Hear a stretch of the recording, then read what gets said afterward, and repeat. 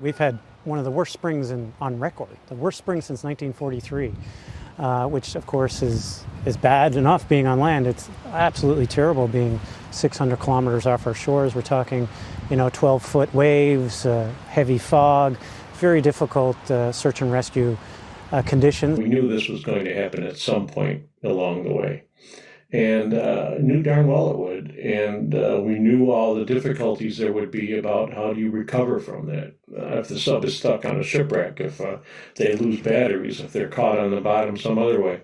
And nothing was done about it.